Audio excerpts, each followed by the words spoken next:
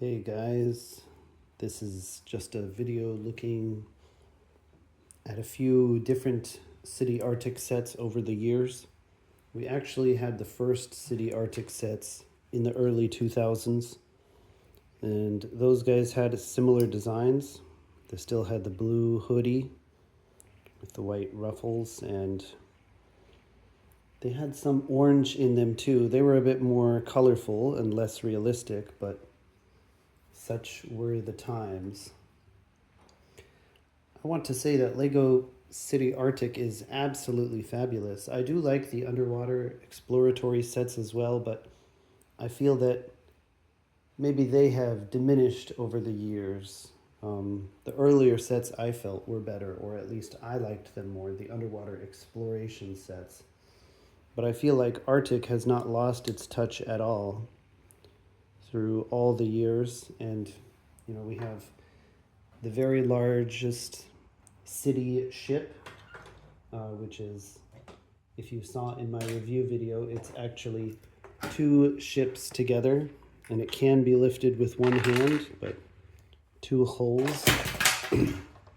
It's just the main cabin falling off, the somewhat loose pieces. Sorry, the helicopter falling off. And it's a really wonderful set. It is expensive for piece to price ratio, but it's also just massive. Feels like a Star Wars ship going through the video there. We have a lot of tank tread vehicles as well that are great. So this one here, this one designed to move the tank treads with this wheel. So they move at the same time, which is not really appropriate, but at least it allows it to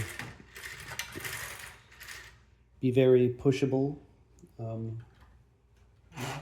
for a child to really enjoy the driving. This one as well.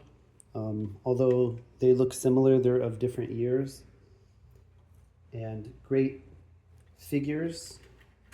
Although the figures are quite repetitive, we have a lot of the same figures. I think that's still okay, mostly. And then we have wonderful animals too, like the Arctic husky dogs, as well as polar bears, both large and small. The small ones being quite cute, as well as some wildlife, fish, and some crystals and other kind of gems to keep the play value there. So the sets seem rather a bit low on, play action, and more seem centered on playability and storytelling, which I also strongly prefer. So I really like that it includes places for them to stay, places for the dogs to go, wildlife for storytelling, rather than exploding pieces or shooting missiles. Not that you would have much shooting missiles with Arctic sets anyway. But from the very large sets, like the boat and the Arctic station, to even the small sets, I think it's a really wonderful range.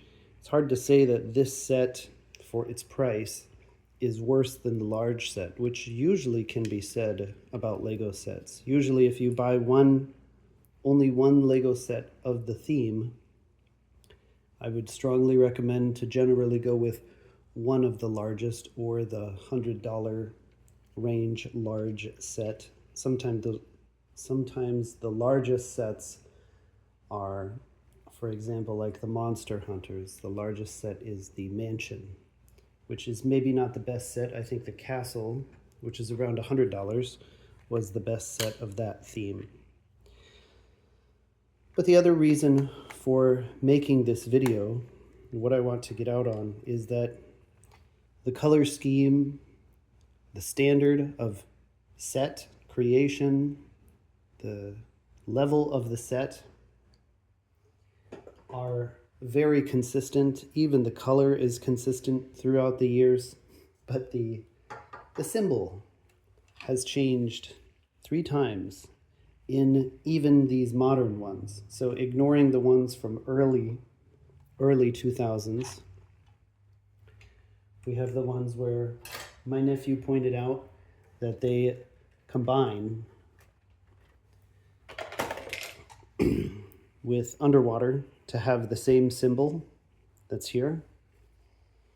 Then